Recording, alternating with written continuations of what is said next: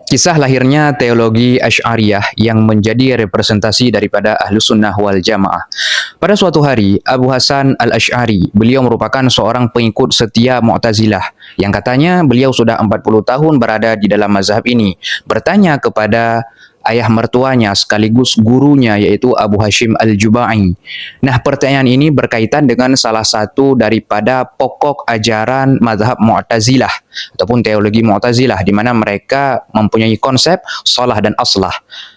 Bagi yang belum mengetahui, sederhananya konsep salah dan aslah ini adalah satu konsep yang meniscayakan kebaikan kepada Tuhan. Artinya Tuhan wajib berbuat baik. Jika ada dua pilihan, pilihan A baik, pilihan B jahat, maka Tuhan wajib memilih yang A. Jika dihadapkan pada dua kebaikan, misal A baik, B lebih baik, maka Tuhan wajib memilih yang B, yakni yang lebih baik.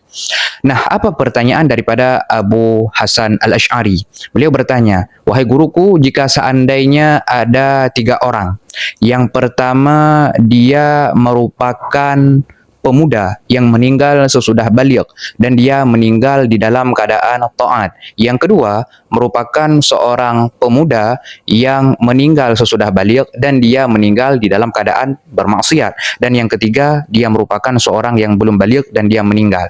Nah, kemanakah mereka akan dimasukkan oleh Allah Ta'ala? Nah, kemudian Abu Hashim Al-Jubai berlandaskan konsep salah dan aslah tadi menjawab dengan sangat gampang. Kata beliau, yang meninggal setelah baligh dalam kondisi dia beribadah kepada Allah ataupun beriman, maka dia akan dimasukkan oleh Allah ke dalam surganya.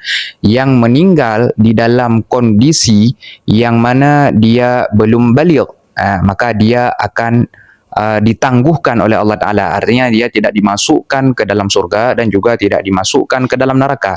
Nah, yang meninggal dalam keadaan bermaksiat dan dia sudah baligh, maka dia akan dimasukkan oleh Allah ke dalam neraka.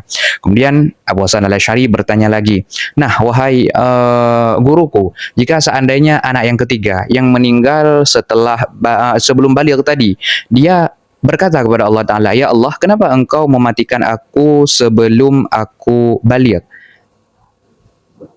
Kenapa engkau tidak memberikan kepada aku kesempatan untuk baligh, kemudian aku bisa beribadah kepadamu dan engkau memasukkan aku ke dalam surgamu? Maka bagaimana yang dijawab Allah Ta'ala? Maka Abu Hashim mengatakan, Allah akan menjawab, wahai anak kecil, aku mematikanmu, aku membuatmu meninggal sebelum engkau baligh karena itu adalah yang lebih baik bagimu. Jika seandainya, aku tahu di dalam ilmuku, jika seandainya aku menghidupkanmu sampai engkau baligh, maka engkau akan bermaksiat kepadaku dan engkau akan meninggal dalam keadaan bermaksiat sehingga aku memasukkan engkau ke dalam neraka. Maka meninggal sebelum baligh itulah yang terbaik bagimu.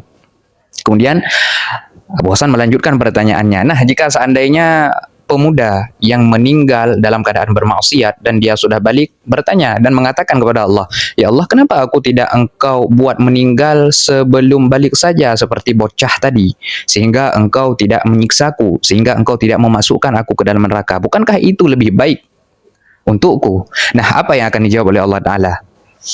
Ketika itu Abu Hashim Al-Jubai beliau nge-freeze, artinya beliau terpaku, tidak ada jawaban apa-apa.